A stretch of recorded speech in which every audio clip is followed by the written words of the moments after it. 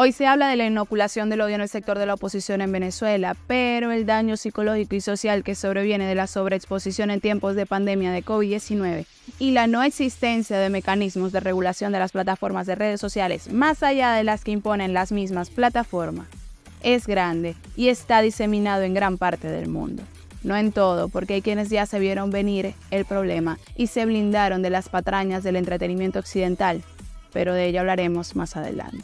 Sí hay evidencia y vastas denuncias sobre el daño causado por las redes sociales, sobre todo en la cuna de estos oligopolios y sobre todo en la sociedad estadounidense, tan sometida al consumo de drogas, alimentos procesados y entretenimiento banal. Pero esto es así, como se ven, nos quiere.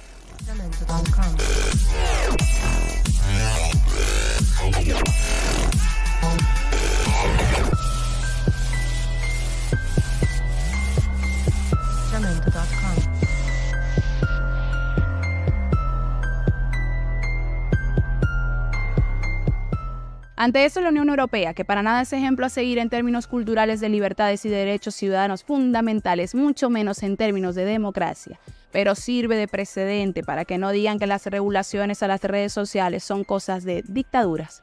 Pues desde el 17 de febrero de este año se puso en vigencia la Ley de Servicios Digitales y todas las plataformas en línea con usuarios en la Unión Europea, a excepción de las pequeñas empresas y microempresas que empleen a menos de 50 personas y cuyo volumen de negocios anual sea inferior a 10 millones de euros, deben aplicar medidas para luchar contra los contenidos, bienes y servicios ilícitos, para proteger a los menores, para capacitar a los usuarios ofreciendo información sobre los anuncios que ven. Por ejemplo, por qué se los muestran y quién ha pagado ese anuncio.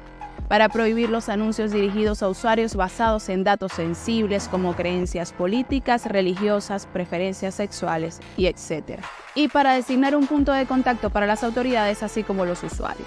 Además de las plataformas en línea, la Ley de Servicios Digitales también se aplica a los servicios de alojamiento de datos. Por ejemplo, servicios en la nube o sistemas de nombres de dominio, servicios de referencia que conectan a los usuarios a las direcciones de sitios web solicitadas, así como a los intermediarios en línea.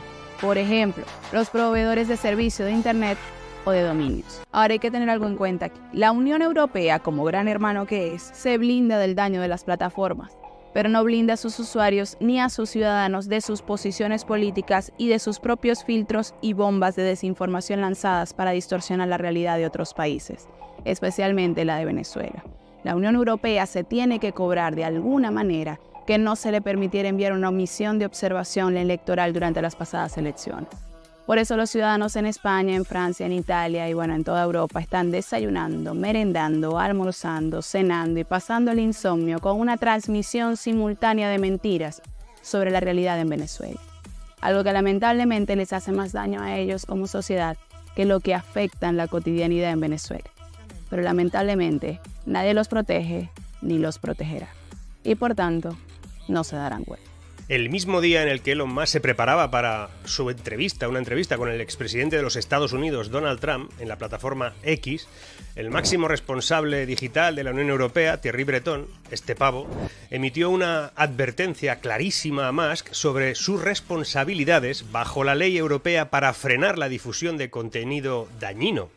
Thierry Breton, comisario del mercado interno de la Unión Europea y defensor, obviamente, de la censura, subrayó la importancia de la moderación en las plataformas digitales en una carta y en una publicación en la misma X.